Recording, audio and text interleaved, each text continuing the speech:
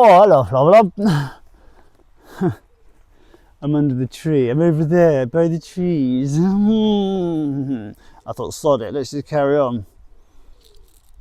Let's just carry on for a bit, because it's all kicking off. It is all kicking off.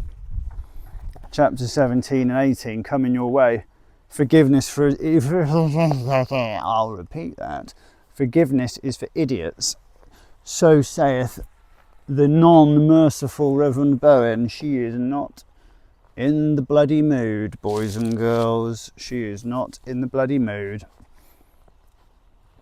Chapter 17. The urgency with which the train had sounded its horn caught the attention of everyone in the Crafty Digits beer garden, but most soon returned to the most important business of steady intoxication once it had stopped. Everyone except Trudy Ryan. Butch, she called from the bench. Butch was currently being hemmed in by Terence Russell and Jerry Hayman. He only went over to say goodbye to them. That had been 10 minutes ago. Butch looked over at her, smiled and nodded before doing the same to the two chatty Morris men, politely extricating himself, thankful for Trudy's intervention. He walked back over to where they had all been sitting, Finn following on behind. "You did me a bloody favour there," he said. "I thought those boys would never stop. Don't think I even need to see the bloody dance on Saturday after that blow-by-blow account," he said, turning his attention back to Trudy. "What is it, Trude?" he asked. "Butch, did you hear that horn? That's not normal, is it?" Butch, remaining characteristically upbeat, replied, "You get used to that kind of noise around here, Trudy," he said. "You'll find that out the longer you live here." "How do you mean?" she asked, wearing a frown of worry. "Well, you asked me earlier if Douglas was dangerous, and I said no." "Well, that was sort of a lie. He is a danger to his bloody self, pissing about in that railway line." "The kid's got a bloody screw loose," he said, twirling a finger at the side of his head. "One day his luck's going to run out," Butch said. "It's been fairly quiet around here for a while as well. That all seems to have gone out the window these past few days," he said, grinning. "Or should that be through the window?" Trudy did not share in his amusement. "You don't think it's got anything to do with what the police officer was saying earlier, do you? You know, about the vicar's dog and what that other lady in the police car was saying? About the vandalism at the allotment and the windows?" "Very possibly, Trudy," Butch said matter-of-factly. "But Ellen will catch up to him soon enough." Trudy's insides constricted, and she thought of her new home slap bang next to the railway. Was he there now? She hadn't heard the smashing of the signal box window last night, probably due to the fact that she had taken to wearing earplugs at night to combat her husband's incessant snoring, and also the railway, which was now, by comparison, the quieter of the two. "I think I'm going to make a move, Butch," Trudy said, rising from her seat. "I want to go and make sure everything's okay at home. Plus, I need to go and get the girls soon," she added. "If there's anything wrong, Trudy, Alan will sort it out," Butch said. "Especially seeing as he's got the combined powers of the Stevie Parish Council and the Church of England on his side," he said, laughing. "God help Douglas bloody Blouse, that's all I can say. And hey, let's face it, could be nothing. Those drivers blare their horns coming through here all the time. But I tell you what, if you are worried, I'll come up with you. I've got to go past your place to get back up the farm anyhow. Got some stuff I need to be getting on with myself. Got a date with a sewing machine," he said, winking. Trudy looked quizzically at Butch. "A sewing machine? This wouldn't have anything to do with the surprise you mentioned up at Barbara's earlier, would it?" "It might have," Butch said with a poker face. "But don't try getting anything out of me because it's top bloody secret. You try it," he said, motioning towards the bar. "Buy me another beer, I'm telling you, it won't work." Trudy smiled, seeing through Butch's plan. "No, I believe you," she said. "I can wait." "Then let's get out of here," Butch said. "With a little luck, if there is any action going down, we can go and get a good view. What do you say?" Trudy sincerely hoped it was nothing. Her intuition, however, told her it wasn't. Butch drained his pint. "Come on then, young lady," he said. "Let's go and see what all the fuss is about." There is fuss. There's a doings a transpiring. Hold on to your butts. Chapter 18. Having pulled his shorts up, Douglas was back on his feet, still equidistant between the two level crossings.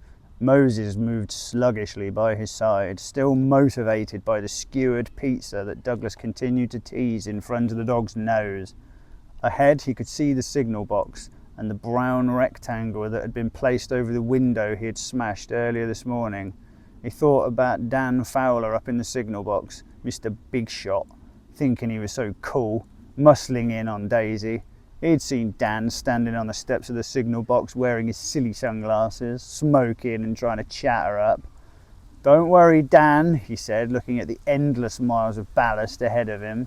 "I've got more stones than you've got windows, you prat."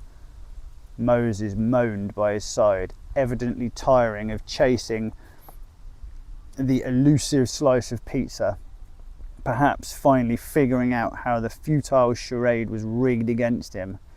Douglas threw him a small piece to keep him interested, but he was becoming increasingly bored of the dog. He was walking on the railway line like a tightrope walker, balancing on the narrow steel, skewered pizza cane in one hand, dog lead in the other. He could walk all the way to Wales if he wanted to, go and visit Dad, shacked up with that tart in Bridgend.